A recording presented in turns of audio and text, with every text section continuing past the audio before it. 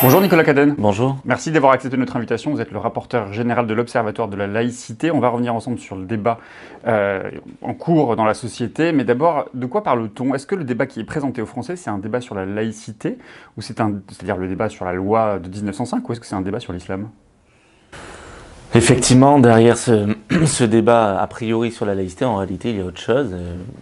Nous avons eu l'occasion de le dire avec le président Jean-Luc Bianco, le président de la République lui-même l'a rappelé récemment.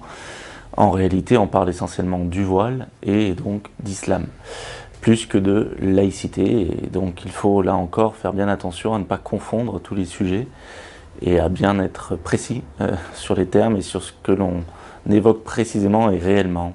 Soyons clairs quand même. Emmanuel Macron a d'ores et déjà annoncé qu'il ferait des propositions pour sortir par le haut de ce débat. Est-ce que vous voyez des raisons de revenir, d'amender, de légiférer ou de modifier la loi sur la laïcité de 1905? Non, d'ailleurs, Emmanuel Macron a parlé de mesures sur le communautarisme et sur le radicalisme, mais pas directement sur la laïcité.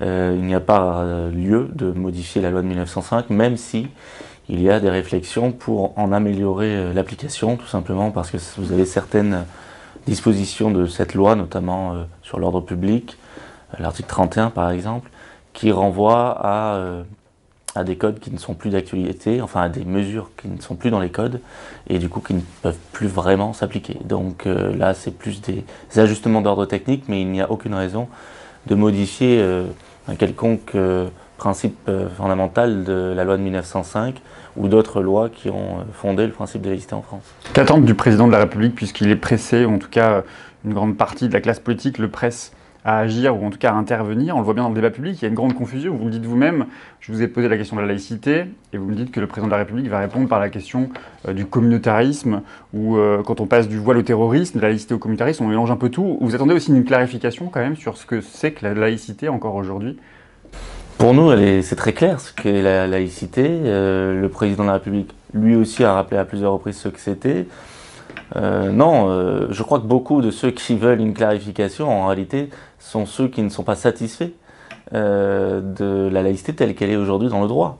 Et donc, ils ne veulent pas une clarification, ils veulent sans doute plutôt une nouvelle laïcité. Mais la laïcité, elle est très clairement précisée et définie par le droit, à la fois par la loi de 1905, par les lois de la fin du 19e siècle concernant l'école, par la Déclaration des droits de l'homme et du citoyen, qui est un des fondements de ce qu'allait devenir ensuite la laïcité, par la loi de 2004, etc. Il n'y a pas de raison de revenir dessus. Les choses sont très clairement établies, y compris par la jurisprudence du Conseil d'État, qui est en France, vous le savez, considéré comme le régulateur de la laïcité. Quand le ministre de l'Éducation nationale explique aux Français que le voile n'est pas souhaitable dans la société, d'ailleurs Manuel Valls lui-même a dit la même chose ce matin, le voile n'est pas souhaitable dans la société, est-ce que c'est conforme avec l'esprit de 1905? Ça, c'est une opinion de personnalité politique. Et les personnalités politiques, en tant que politiques, ont le droit d'avoir des opinions et de lancer des débats sur ce sujet, mais en revanche, il y a le droit. Et nous, on ne peut et on ne doit s'en tenir qu'au droit. Et d'ailleurs, même le ministre lui-même a dans le même temps rappelé que le droit permettait le port du voile. Donc nous, on est là pour rappeler cette ligne-là, qui a été décidée en effet par ce qu'on appelle les pères fondateurs de la laïcité, à savoir de dire que il y avait des choses qu'on pouvait ne pas souhaiter, mais dans le même temps, bien entendu, il n'y avait pas lieu de l'interdire, car si on multiplie les mesures d'interdiction, ça ne fait qu'alimenter finalement les discours victimaires et potentiellement même ça peut ouvrir la voie à des discriminations objectives, et donc ça ne peut qu'offrir l'argument de la discrimination aux extrémistes religieux. Donc ça n'a aucune, à mon sens, pertinence que de multiplier les interdits dans une société de droit. Rappelons par ailleurs que dans un état de droit, effectivement, on n'interdit pas tout ce qui peut nous déplaire individuellement. Et ça, je crois que la plupart des responsables en ont conscience, pas tous pour autant. Et effectivement, vous avez des gens à l'extrême droite, mais pas que, qui peuvent porter des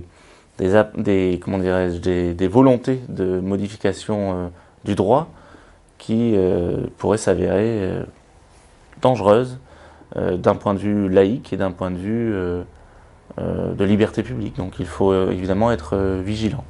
Dans ce débat, il y a eu le sondage aussi du JDD qui a beaucoup fait parler. 78% des Français jugent la laïcité menacée, si l'on en croit le sondage. Et quelle lecture vous avez fait de ce sondage, vous?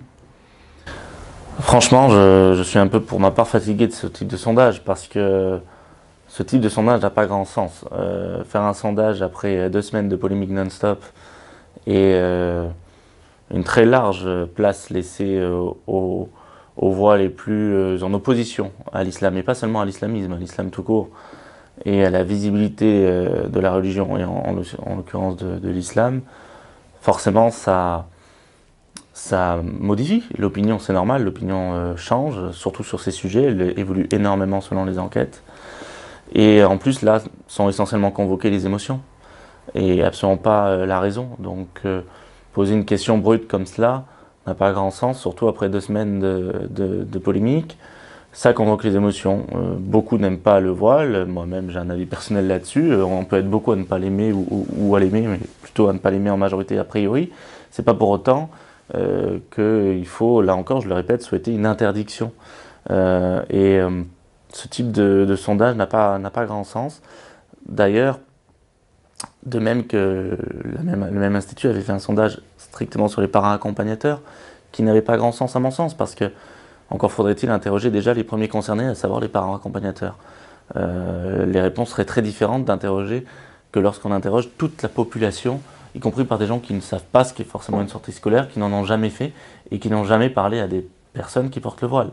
Donc voilà, ce type de sondage qui ne concerne pas qui n'interroge pas les personnes intéressées, mais qui interroge l'ensemble de la population dans un contexte très compliqué où on convoque les instincts et les émotions, ne doit pas nous dicter, et heureusement, dans la conduite politique. Vous le savez bien, sur de nombreux autres sujets de société, poser ce type de questions poserait de vrais problèmes.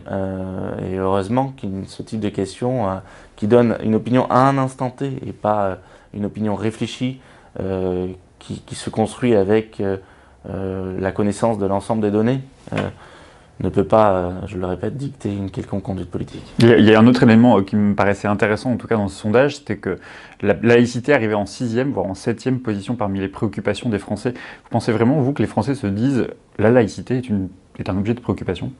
C'est effectivement pas une préoccupation première. C'est pour ça que là aussi, il faut faire attention. La laïcité est parfois mise à mal. Elle est aussi source de grande confusion et elle est même instrumentalisée.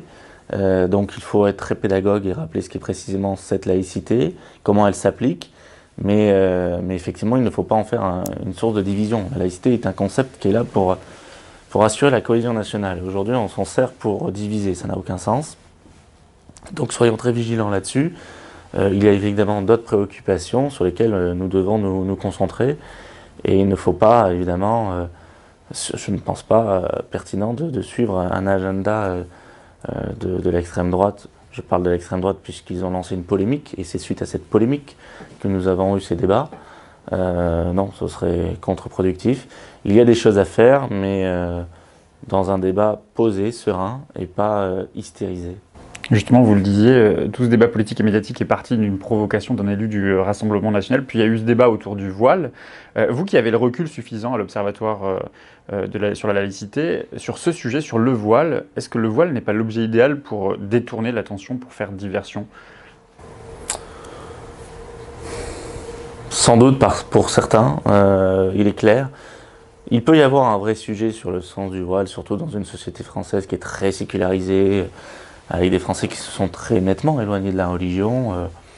On est en société démocratique, il y a des débats sur le voile, comme il pourrait y en avoir sur n'importe quel autre signe religieux. C'est tout à fait légitime et possible. Mais il est clair que certains peuvent aussi avoir l'envie de traiter de ce sujet pour ne pas traiter d'autres sujets, et de traiter de ce sujet pour tourner l'attention sur les questions identitaires. Ça, c'est en particulier, là encore, certains courants politiques, mais qui maintenant se diffusent dans à peu près toute la classe politique.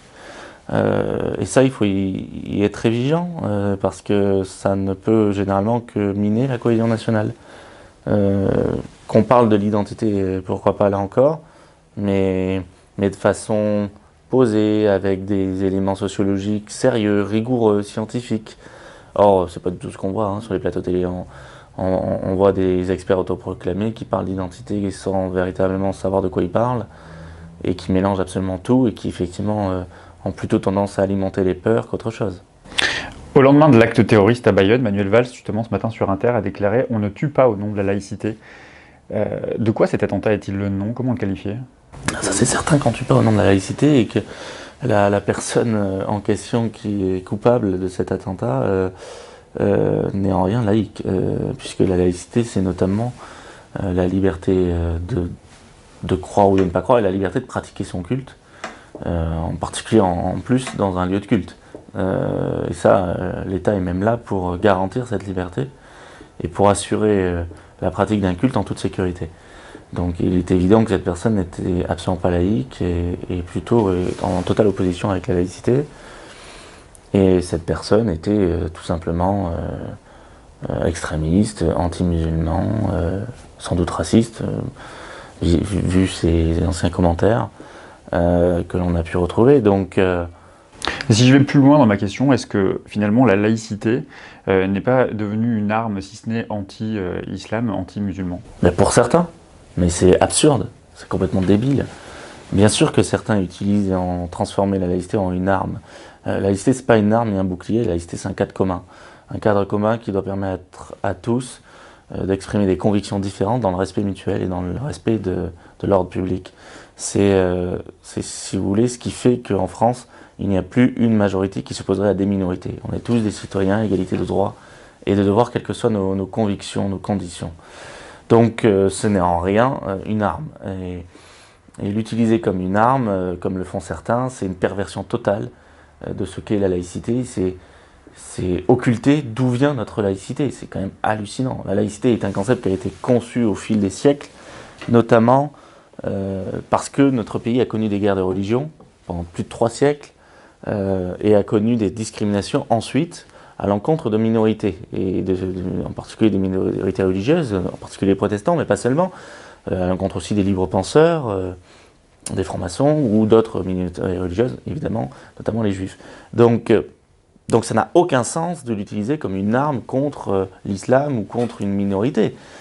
C'est débile, en plus d'être une opposition totale avec ce qu'est la laïcité. Donc ça, il faut le rappeler sans arrêt, et c'est vrai que du coup, malheureusement, il est souvent utile de rappeler l'histoire de notre pays et d'où vient notre laïcité, qui a été conçue, je le disais, pour assurer la paix civile dans un pays qui justement se déchirait en raison de convictions divergentes. Pourtant, c'est quand même au nom de la laïcité que les défenseurs de l'interdiction du port du voile à l'école, par exemple, sont mobilisés, ou que les défenseurs, aujourd'hui, cet après-midi, est étudié une proposition de loi au Sénat visant à interdire le port du voile pour les sorties scolaires. C'est toujours au nom de la laïcité que ces initiatives émergent.